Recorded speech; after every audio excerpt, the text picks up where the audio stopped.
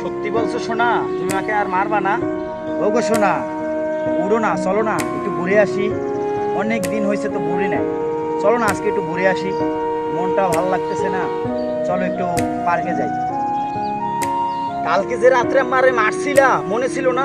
এখন আইসো ঘুরতে, আমি তোমার লাগে কোনো ঘুরতে টুরতে যাবো না। তোমার যে যে বেডি ভালো লাগে সেই বেডির লাগে যাও ঘুরতে।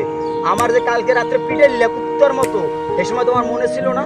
এখন তোমার সঙ্গী লাগবে কিনলে ঘোরার সিনে তুমি আল্লাহ যাও, নাইলে কোনো বেডি, তুমি তো গার্মেন্টসে কামারো, যে কোনো বেডি পছন্দ হলে সেই বেডির লয়ে ঘুরতে যাও।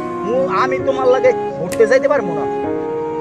ওগো লক্ষ্মী সোনা, তুমি রাগ করো না, চলো না আজকে যাই, আর মারবো না। আমি কান ধরছি, আর কখনো তোমাকে মারবো না।